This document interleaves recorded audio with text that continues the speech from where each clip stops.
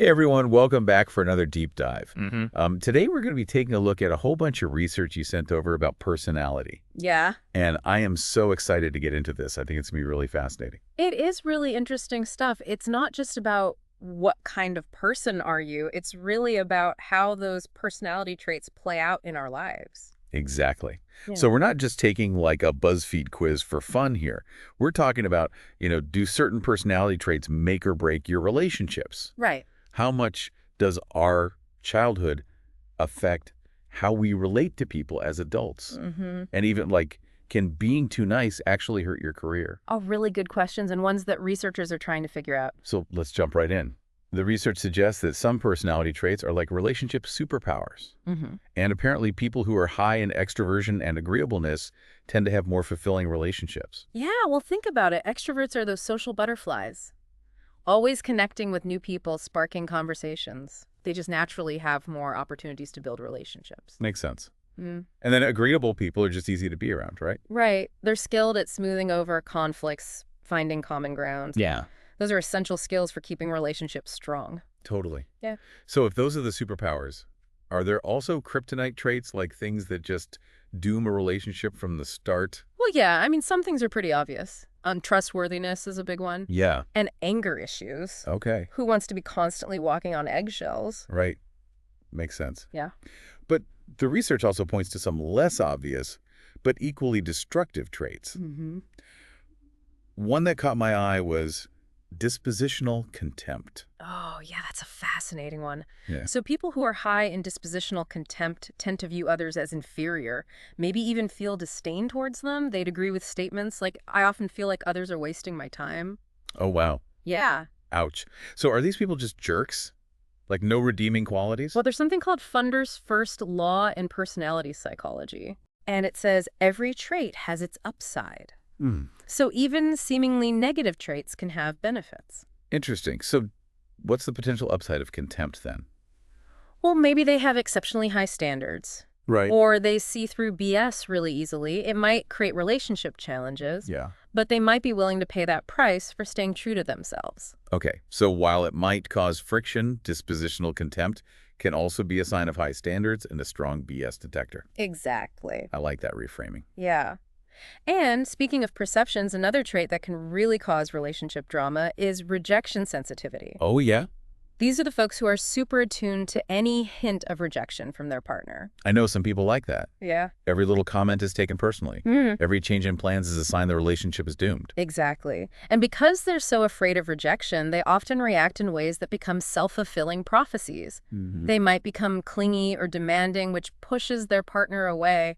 Oh, so it's like the same person who can be loving and supportive one moment can turn anxious and panic the next, all because they're terrified of being rejected. Yes. It's like this fear of rejection is constantly lurking beneath the surface, ready to sabotage the relationship. Okay, so we've been talking about some of these kind of internal traits, but what about the thing that kind of draws people together in the first place? Yeah. Attraction. Yeah. And let's be honest, it's not all about personality, right? Looks matter. They do, but it's more nuanced than just physical features. Evolutionary psychology offers some intriguing insights into what drives that initial spark, and it all boils down to this idea of reproductive success. Okay, reproductive success. I'm not sure I follow. So it's all about passing on your genes to the next generation, Okay. right? Which, in evolutionary terms, that's the name of the game. Yeah. And the theory suggests that men and women have evolved to prioritize different things in potential partners. Interesting. Okay, so what are these evolutionary priorities? So the classic finding is that men tend to focus more on physical attractiveness.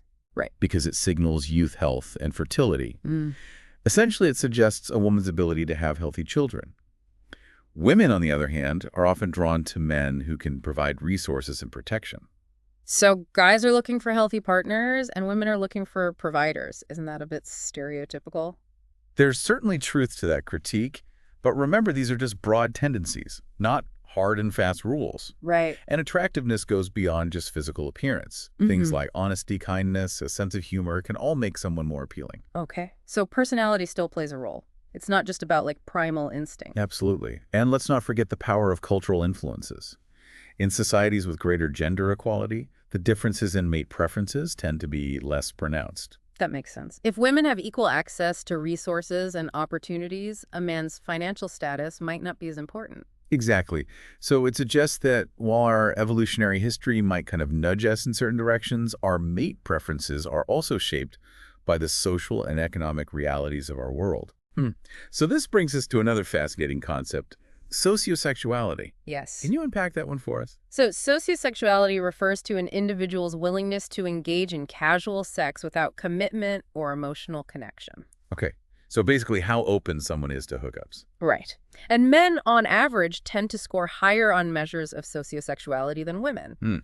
Again, the evolutionary perspective suggests that this difference reflects differing reproductive strategies. So guys are wired to spread their seed, and women are wired to be more choosy about their partners. Well, that's a very simplified way of putting it. I know, I know. But if attractiveness can be influenced by personality, could a man's sociosexuality actually make him more attractive to some women? That's a great question, and research suggests it's possible.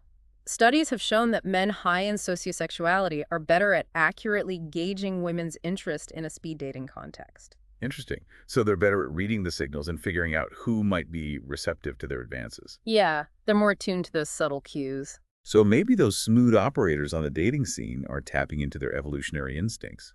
It's possible. And speaking of instincts, another fascinating aspect of mating strategies is jealousy. Oh, yeah. Everyone experiences that at some point, right? How does that fit into all this evolutionary stuff? Well, men and women tend to experience jealousy differently, and these differences can be explained through an evolutionary lens. Men are often more distressed by the thought of their partner having sex with someone else, Okay. while women are more bothered by the idea of their partner forming a deep emotional connection with another person. Interesting. So why the difference? Well, for men, there's the issue of paternity uncertainty. They want to be sure that the children they're investing in are actually theirs. Right. So sexual infidelity is a direct threat to their reproductive goals. Okay, that makes sense. But why would emotional infidelity be more distressing for women? Well, for women, it signals a potential loss of resources and support. If her partner is emotionally invested in someone else, he might withdraw his commitment from her and their children. From an evolutionary perspective, that's a big threat. Wow. So jealousy isn't just about insecurity or possessiveness. It's rooted in these deep-seated evolutionary fears. Exactly. That's fascinating. So understanding those evolutionary underpinnings can help us make sense of those sometimes confusing feelings. But it's also important to remember that we're not solely driven by our instincts. Our upbringing, personal experiences, and cultural norms also play a significant role. Which brings us to attachment styles. Yes. This is where our childhood experiences really come into play. Absolutely. Attachment theory suggests that our early interactions with our caregivers create a blueprint for how we approach relationships throughout our lives. So our childhood isn't over. It's still influencing how we connect with others as adults. In many ways, yes. Our early attachment experiences shape our expectations about relationships, our sense of self-worth, and our ability to trust and connect. Okay, I'm hooked. Tell me more about how this all works. It starts with the idea that we are wired for connection. John Bowlby, a psychoanalyst who developed attachment theory, believed that humans evolved with a strong fear of being alone, Right. especially in dangerous situations. Yeah. This fear motivates us to seek protection and security from someone who cares for us. It's like that feeling of wanting your mom or dad when you were scared as a kid. Exactly. Yeah. And that primal need for security forms the foundation of our attachment relationships. As infants, we develop these attachments with our primary caregivers, usually our mothers, Right. and those early experiences shape our expectations for relationships throughout life. Okay. So how do those early experiences translate into different attachment styles? So a researcher named Mary Ainsworth developed a fascinating experiment called the strange situation to observe how different attachment styles play out in childhood. So did this experiment involve like separating kids from their parents to see how they reacted? Yes, that's the basic idea. It involves briefly separating a child from their mother and then reuniting them. By observing the child's reactions, Ainsworth was able to identify three main attachment styles: secure, anxious, ambivalent, and avoidant. So what do those styles look like in kids? So secure children have caregivers who are consistently responsive and supportive. Okay. They feel safe and confident exploring their world because they know they can always return to their caregiver for comfort. Right. When separated, they show distress, but they're easily soothed when their mom returns. They sound like pretty well-adjusted kids. They are. Anxious ambivalent children, on the other hand, tend to have caregivers who are inconsistent or unpredictable in their responses. Yeah. Sometimes they're loving and attentive, other times they're distant or unavailable. Oh, that must be so confusing for a child, not knowing what to expect. It is. This inconsistency creates anxiety and uncertainty, making them clingy and overly dependent. Okay. In this strange situation experiment, they become extremely distressed when separated and are difficult to soothe even after their mom returns. It sounds like they're just desperate for that connection, for reassurance that they're loved. Right. Yes. And then there are the avoidant children. These children have often experienced rejection or emotional distance from their caregivers, so they learn to suppress their need for closeness. So they put up walls to protect themselves. Exactly. They become emotionally detached. In the strange situation, they appear indifferent to their mother's absence and don't seek comfort upon her return. Wow. It's like they've given up on getting their emotional needs met. It can seem that way. And these early attachment patterns established in childhood tend to persist into adulthood, influencing our romantic relationships, friendships, and even our work lives. This is also fascinating. Yeah. So let's fast forward to adulthood. How do these childhood attachment styles show up in our grown-up relationships? So researchers have developed various methods to assess adult attachment styles, but one simple way is through a 3-item questionnaire. Ooh, a quiz. Our listeners love quizzes. Yes. Can you share it with us? Of course. So the questionnaire asks you to choose which statement best describes your feelings in relationships. Okay. Here's the first statement. Okay, hit it. I am somewhat uncomfortable being close to others. I find it difficult to trust them. Completely difficult to allow myself to depend on them. I am nervous when anyone gets too close, and often love partners want me to be more intimate than I feel comfortable being. Okay. What about statement number 2? Statement 2. I find that others are reluctant to get as close as I would like. I often worry that my partner doesn't really love me or won't want to stay with me. I want to get very close to my partner, and this sometimes scares people away. Interesting. And what's the final statement? I find it relatively easy to get close to others and am comfortable depending on them. I don't often worry about being abandoned or about someone getting too close to me. Okay, so those are the 3 options. I'm curious, do you think most people would be able to identify their attachment style based on these statements? Well, it's a good starting point for self-reflection, Right. but it's important to remember that attachment styles are complex and can manifest in different ways. If you're really interested in exploring this further, there are more in-depth assessments available. All right, well, let's dive into what each of those statements might reveal about a person's attachment style. Okay, so individuals who identify most with statement 1 are likely to have an avoidant attachment style. Okay. They tend to be uncomfortable with emotional closeness and intimacy. Right. They might prioritize independence and self-reliance, often keeping their partners at arm's length. Like they're afraid of getting hurt, so they push people away. Yes, and their relationships often lack the depth and intimacy that secure individuals experience. So what about people who resonate most with statement 2? Individuals who identify with statement 2 are likely to have an anxious, ambivalent attachment style. Okay. They crave closeness and intimacy, but are often plagued by fears of rejection and abandonment. Yeah. They might be clingy and overly dependent on their partners, constantly seeking reassurance and validation. So they're like the opposite of avoided individuals. Yeah. They want closeness, but are terrified of losing it. Exactly. And this fear often leads to jealousy, possessiveness, and a tendency to overanalyze their partner's actions, looking for signs of trouble. Sounds exhausting. It can be for both partners. Yeah. These anxious, ambivalent individuals often experience a roller coaster of emotions in their relationships, swinging between intense feelings of love and crippling fear of loss. So what about the lucky folks who identify most with statement 3? Those are the securely attached individuals. Okay. They tend to have a positive view of themselves and others. They're comfortable with intimacy and interdependence, and they don't fear abandonment or rejection. That sounds like the ideal. It is a healthy balance. Do you think it's possible to change our attachment style even if we didn't have the most secure upbringing? That's a really important question, and the answer is thankfully yes. While our early experiences have a powerful impact, it doesn't mean we're doomed to repeat the same patterns forever. With self-awareness and effort, we can learn to modify our attachment style and develop more secure and fulfilling relationships. That's good news. So we've talked about those initial sparks of attraction and the deeper dynamics of attachment, but now I'm curious, how does personality play out in the world of work? Does it really affect our career success? It absolutely does. Personality is a significant predictor of job performance, leadership potential, and even the types of careers we're drawn to. Okay, I'm all ears. What are the personality traits that employers are looking for? Well, when it comes to hiring, employers often prioritize traits like conscientiousness, integrity, and trustworthiness. Okay. They want employees who are reliable, responsible, and hardworking. That makes perfect sense. No one wants to hire someone who's constantly late, slacking off, or dishonest. Right. But I'm curious, why is conscientiousness so important? Well, conscientious individuals are organized, disciplined, and goal-oriented.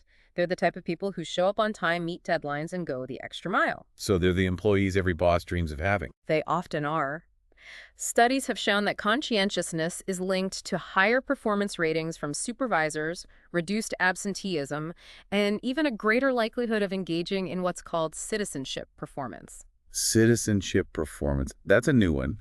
What exactly does that mean? It refers to those behaviors that go above and beyond the basic job requirements. Okay. Things like helping colleagues, volunteering for extra tasks, and generally promoting a positive and productive work environment. So they're not just good at their own jobs. They make the whole workplace better. Precisely. So it sounds like conscientiousness is the key ingredient for career success. It's certainly a major factor. But let's not forget about the other personality traits. Extroversion, for example, can also contribute to career success. Of course, extroverts are those outgoing, charismatic people who thrive in social settings. They're probably naturals at networking and building relationships, which is crucial in any career. Exactly. They're often perceived as confident, enthusiastic, and engaging, which can be valuable assets in many workplaces. I can definitely see that. So it sounds like a combination of conscientiousness and extroversion is the recipe for career success. It's certainly a powerful combination. But let's not forget about the other personality traits. Agreeableness, openness to experience, and emotional stability can all play a role depending on the specific job or career path. You're right. It's not a one-size-fits-all formula. Different jobs require different strength. Speaking of which, I've always been fascinated by the idea that certain personalities are better suited for certain careers. Is there any truth to that? Absolutely. The concept of person-job fits suggests that aligning our personality traits with our occupational choices can lead to greater job satisfaction, better performance, and a more fulfilling career. So if I'm a super introverted person who hates being around people, I probably shouldn't pursue a career in sales. You might find it challenging. Yeah. You might be better suited for a role that allows you to work independently and utilize your analytical or creative skills. Like a writer or a researcher, or maybe a podcast host who gets to work from a soundproof studio. Exactly, and there are frameworks like Holland's occupational typology that help us understand how different personality types align with different career paths. Tell me more about that. What is Holland's occupational typology all about? So Holland's typology identifies 6 personality types: realistic, investigative, artistic, social, enterprising, and conventional. Okay, those sound pretty self-explanatory. So if I'm a realistic type, I might enjoy a hands-on practical career like engineering or construction. Precisely. Investigative types might thrive in scientific or research-oriented roles. Artistic types might excel in creative fields like music writing or design. Social types are often drawn to helping professions like teaching, counseling, or social work. Enterprising types often possess leadership qualities and might pursue careers in business management or entrepreneurship.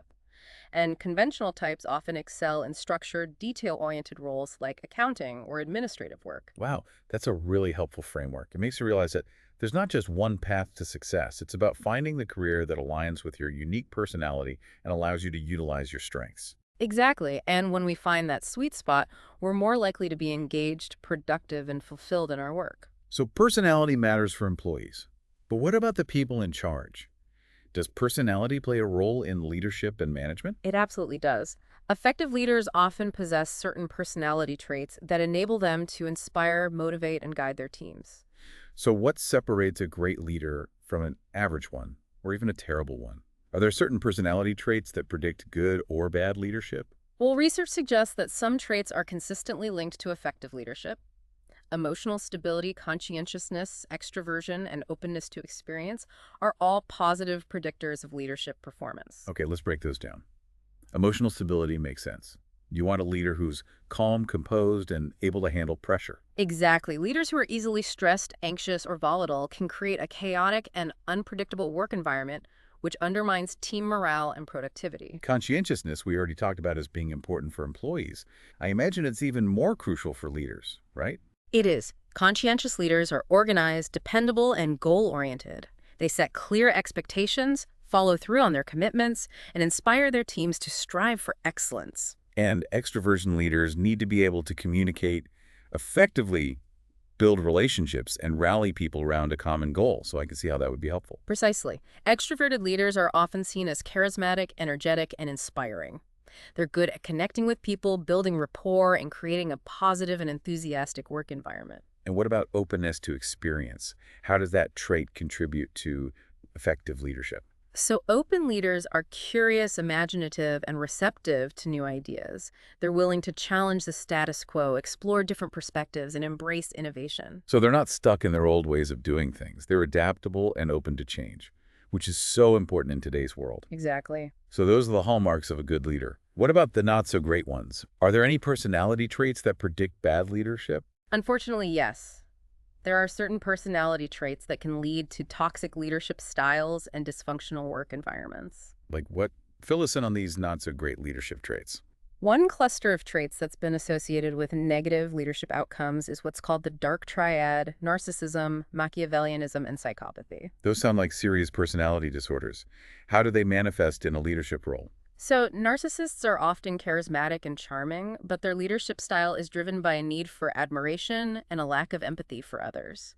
They might take credit for their team's successes while blaming others for failures. So they're all about themselves and their own self-importance. Exactly. And Machiavellian leaders are manipulative and cunning. Okay. They prioritize their own interests above all else and are willing to use deceptive tactics to achieve their goals. That does not sound like a fun work environment. Wow. What about leaders high in psychopathy? Leaders high in psychopathy lack empathy, remorse, and a sense of responsibility. They can be impulsive, reckless, and even cruel in their treatment of others. Wow, that's disturbing.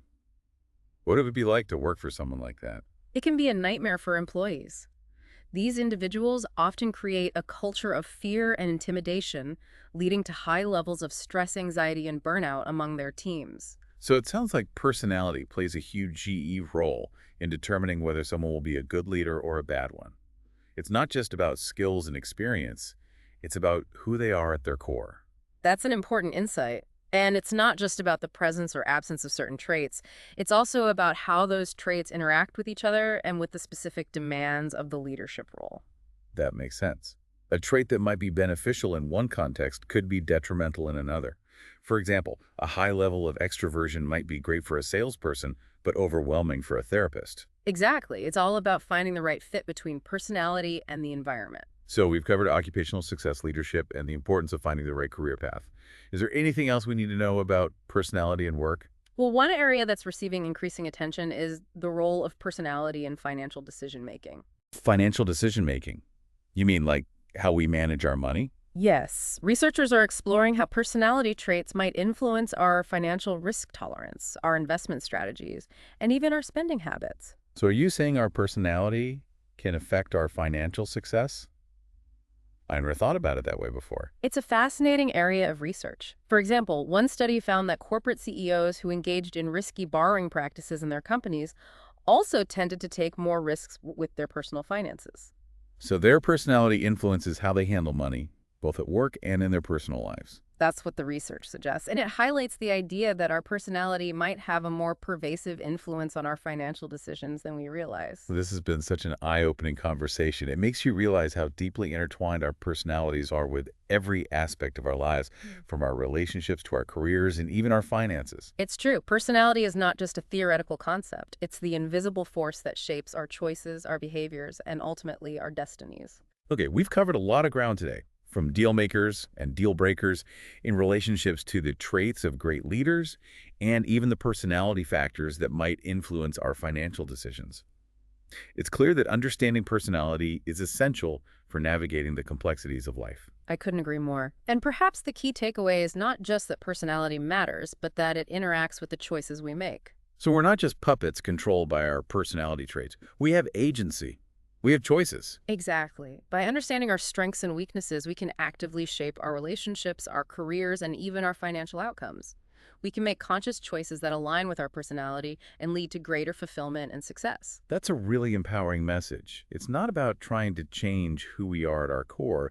It's about leveraging our self-awareness to make informed decisions that work for us. Precisely. For example, if you're aware that you have a tendency towards rejection sensitivity, you can learn coping mechanisms to manage those anxieties and communicate your needs more effectively in relationships. Or, if you know you're not naturally a super conscientious person, you can develop strategies to stay organized, meet deadlines, and avoid procrastination at work. Exactly. Self-awareness is the foundation for personal growth and positive change. This has been such an eye-opening deep dive. We've learned so much about how our personalities shape our lives. And I encourage you to continue exploring this fascinating field. There are many resources available to help you delve deeper into your own personality and discover how it influences your interactions with the world. Yes. We'll be sure to share some links in the show notes. We mentioned Holland's occupational typology earlier. There's an online test you can take to see which career paths might be a good fit for your personality type. And for those interested in learning more about sociosexuality, there's a website with a wealth of information and even a translated version of the sociosexuality scale. So much to explore. It's like embarking on a journey of self-discovery. It is. And remember, this journey is ongoing. Our personalities continue to evolve throughout life. And as we gain new experiences and learn more about ourselves, we can make choices that lead to greater happiness, fulfillment, and success in all areas of our lives. What a great note to end on. So as you go about your day, think about what one thing from this deep dive will you use to make your relationships or work life even better. Thanks for joining us on this fascinating exploration of personality and its impact on our lives. We'll pick up the conversation in part 2. Picking up where we left off, you shared some research about how our personalities affect our work lives, and one thing that really stood out was the discussion of conscientiousness and its impact on job performance. It's fascinating, right? It's not just about being organized and meeting deadlines. Apparently, conscientiousness can even predict a spouse's career success. Yeah, it might seem counterintuitive, but the research is pretty compelling. Conscientious individuals tend to create a more stable and supportive home environment, which allows their partners to focus on their career aspirations. So it's like a ripple effect.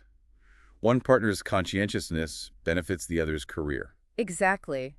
It highlights how interconnected our personal and professional lives really are. That's a great point. And speaking of interconnectedness, you also sent over some research on how conscientiousness plays a role in academic success and even hiring practices. Right, this is where things get really interesting. So studies have shown that conscientiousness is a strong predictor of academic achievement. Conscientious students tend to be more disciplined, organized, and persistent, which translates into better grades and higher test scores. That makes sense. But how does this tie into hiring practices? Are employers looking at grades and test scores to assess conscientiousness? Well, it's more nuanced than that. While grades and test scores can provide some indication of conscientiousness, some researchers are exploring the use of personality assessments in hiring. So are you suggesting that employers should give personality tests to potential employees? It's a controversial topic, for sure, but some experts believe that personality assessments can help create a more equitable workplace by reducing bias in hiring decisions. I can see how that could be helpful. Instead of relying on subjective impressions or potentially biased metrics like grades, employers could get a more objective measure of a candidate's personality traits. Exactly.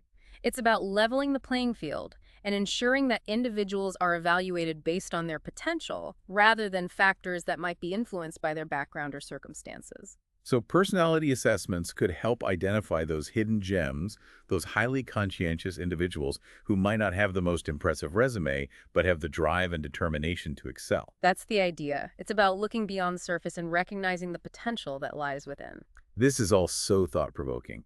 It makes you realize that personality is more than just a fun topic to talk about. It has real-world implications, especially in the workplace. Absolutely. And this brings us back to the idea of person-job fit, which we touched on earlier. Right, the idea that certain personalities are better suited for certain careers. Exactly.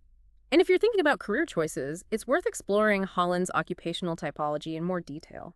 You mentioned it earlier, those 6 personality types: realistic, investigative, artistic, social, enterprising, and conventional. But I'd love to hear more about what each type entails. Sure. So let's start with the realistic type. These individuals are practical, hands-on, and they enjoy working with tangible things. They might thrive in careers like engineering, construction, or mechanics. So they're the builders and fixers of the world. Exactly. Now, investigative types are analytical, curious, and enjoy solving problems. They might be drawn to careers in science research or technology. So they're the thinkers and innovators. Precisely. Artistic types are creative, expressive, and enjoy working with ideas and concepts. They might excel in careers like writing music design or the performing arts. They're the creators and visionaries. Exactly. Social types are empathetic, compassionate, and enjoy helping others. They might find fulfillment in careers like teaching, counseling, social work, or healthcare. They're the healers and helpers. Precisely. Enterprising types are ambitious, assertive, and enjoy taking on challenges. They might thrive in leadership roles or pursue careers in business management or entrepreneurship. They're the leaders and risk takers. Exactly. And finally, conventional types are organized, detail-oriented, and enjoy working with data and systems. They might excel in careers like accounting, finance, or administration. They're the organizers and systematizers. Precisely. Of course, these are just broad categories, and people often exhibit a blend of different personality types. So it's not about fitting neatly into one box. It's about understanding our dominant traits and how they might align with different career paths. Exactly. And that's where self-awareness comes in. By taking the time to understand our strengths, weaknesses, and preferences, we can make more informed choices about our education, our careers, and even our personal lives. I love that. It's all about using self-knowledge to create a life that feels authentic and fulfilling. Could have said it better myself. And this brings us to another important aspect of personality in the workplace leadership. We talked earlier about the traits that predict effective leadership. But I'm curious, what are some of the challenges that leaders face, and how can their personality play a role in overcoming those challenges? That's a great question. Leaders face a myriad of challenges. Managing conflict, motivating teams, making tough decisions, and navigating organizational change, just to name a few. It sounds like a high-pressure job. It can be. And that's where personality comes in. Leaders who are emotionally stable, for example, are better equipped to handle stress and pressure without becoming overwhelmed or making rash decisions. So they can stay calm and collected in the midst of chaos. Exactly. Conscientious leaders are also crucial in challenging situations. They're able to set clear goals, develop plans, and delegate tasks effectively, which helps create a sense of order and direction. I can see how that would be incredibly valuable, especially when things are feeling uncertain or overwhelming. Absolutely. And extroverted leaders can be incredibly effective at inspiring and motivating their teams, even in the face of adversity. They're the ones who can rally the troops and get everyone working together towards a common goal. Precisely. And open leaders are essential for navigating change and innovation. They're able to embrace new ideas, challenge the status quo, and adapt to evolving circumstances. It sounds like effective leadership requires a delicate balance of different personality traits. It does. There's no one-size-fits-all formula for leadership success. The most effective leaders are those who are self-aware, adaptable, and able to leverage their strengths to meet the specific demands of their role. This has been such an illuminating conversation. We've learned so much about how personality influences our relationships, our careers, and even our financial decisions. Yes. But I'm curious, what about the flip side? How can we use our understanding of personality to improve our lives? Is it possible to change our personality, or are we stuck with who we are? Those are excellent questions, and ones that researchers are actively exploring. While our core personality traits tend to remain relatively stable throughout adulthood, it doesn't mean we're completely fixed. So there's hope for change. There is. It's important to remember that personality is complex and multifaceted. While our core traits might be relatively stable, our behavior can vary depending on the situation. So even if we're naturally introverted, we can still learn to be more outgoing and sociable when the situation calls for it. Exactly. And that's where self-awareness and intentional effort come in. By understanding our strengths and weaknesses, we can develop strategies to manage our behavior and navigate different social situations more effectively. So if I know I have a tendency towards shyness, I can practice social skills and gradually push myself outside of my comfort zone. Precisely. It's not about trying to become someone we're not. It's about recognizing our natural tendencies and developing the skills and strategies to thrive in different contexts. So self-awareness is key. But what about those deeper personality traits like the dark triad we talked about earlier? Can people change those aspects of themselves? That's a challenging question. Personality disorders like narcissism or psychopathy are complex and often require professional intervention. So it's not something you can just fix on your own. It's rarely that simple. However, even individuals with personality disorders can benefit from therapy and learn strategies to manage their behavior and improve their relationships. So there's always hope for growth and change, even if it's a long and challenging process. I believe there is, and that's what makes the study of personality so fascinating. It's about understanding the complexities of human nature and recognizing that we all have the potential to evolve and become the best versions of ourselves. I love that perspective. It's not about labeling people as good or bad based on their personality. It's about recognizing our shared humanity and striving to create a world where everyone has the opportunity to thrive. Beautifully said. And it's a reminder that while personality is a powerful force, it's not the only factor that shapes our lives. Our choices, our experiences, and the social contexts we inhabit all play a role in shaping who we are and who we become. So it's a constant interplay between nature and nurture, between our innate predispositions and the environments we find ourselves in. Exactly. And that's what makes the study of personality so endlessly fascinating. It's a journey of self-discovery that continues throughout our lives. This has been such a rich and insightful conversation. We've covered so much ground, from the intricacies of attachment styles to the impact of personality on our careers and even our financial decisions. I'm sure our listeners are feeling inspired to learn more about themselves and how they can use this knowledge to create more fulfilling lives. I hope so. And I encourage everyone listening to explore the resources we mentioned earlier, especially Holland's occupational typology and the research on sociosexuality. These tools can provide valuable insights into your strengths, weaknesses, and preferences, and help you make more informed choices about your future. I couldn't agree more. So as we wrap up part 2 of this deep dive, I want to leave our listeners with this question. What is one thing you've learned about yourself today that you can use to create positive change in your life? Whether it's improving your relationships, finding a career that aligns with your passions, or simply becoming more aware of the forces that shape your thoughts, feelings, and behaviors. The journey of self-discovery is one of the most rewarding adventures you can embark on. Beautifully said. And I can't wait to continue this exploration with you in part 3. I'm looking forward to it. Until next time. Welcome back to our deep dive into personality. I'm still kind of reeling from all the research we've been talking about. It really is fascinating stuff. It is, like that study about CEOs and their financial decisions. Like, who knew that there could be a link between how they manage company finances and their own personal investment style? It really shows that personality doesn't just switch off when we enter different parts of our lives. Yeah, it makes you wonder if those patterns show up in other areas too.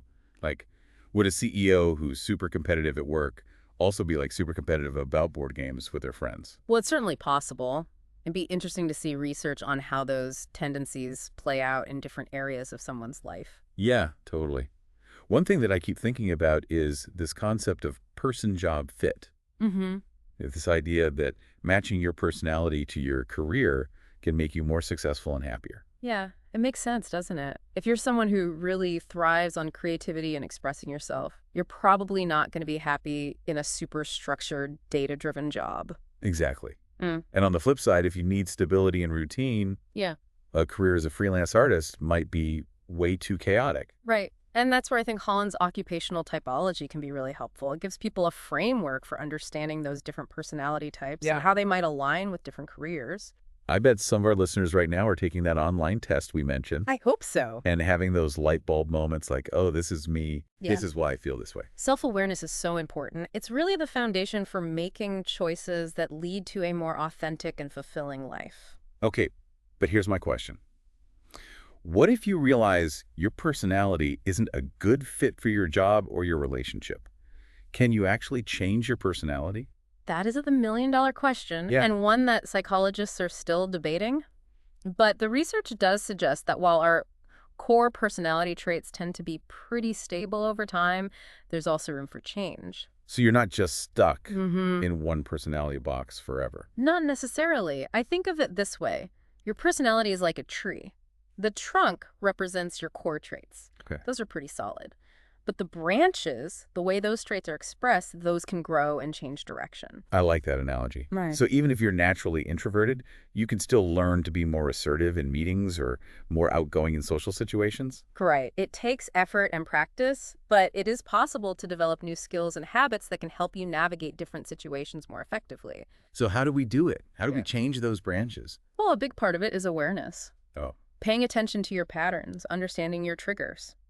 Why do you react the way you do in certain situations? And once you understand those patterns, you can start to experiment with different behaviors. so it's like a science experiment on yourself. In a way, yes. Trying new things. Stepping outside your comfort zone and seeing what works. Okay, that makes sense. Sure. But what about those kind of tougher aspects of personality, like the dark triad traits we talked about earlier? Yeah. Can people really change those? That's a tough one. With serious personality disorders, professional help is often necessary. Yeah. But I think even without a clinical diagnosis, everyone has areas where they can grow. Right. So if you realize you tend to manipulate people, or maybe you struggle with empathy, there are things you can do to address those patterns. Absolutely. Therapy can be incredibly helpful for exploring those deeper issues and developing healthier ways of relating to others. It's nice to know that change is possible, even in those areas that feel like they're really ingrained in our personality. It's about recognizing that personality isn't destiny. We have the power to make choices that shape our lives, even if those choices are difficult. This has been so inspiring. It feels like we've just scratched the surface of this topic. I know. There's always more to learn about ourselves and the people around us. So what's the one thing you want our listeners to walk away with from this deep dive? I hope they'll embrace the power of self-awareness and see personality not as a set of limitations, but as a starting point for growth and change. I love that. What? It's not about judging ourselves or other people based on personality. It's about understanding acceptance and the potential for transformation. Well said. And remember, the journey of self-discovery is a lifelong adventure. That's a great note to end on. Thanks for joining us on this deep dive into the world of personality. And to our listeners, we'll leave you with this. What one insight from today will you use to make your life even better?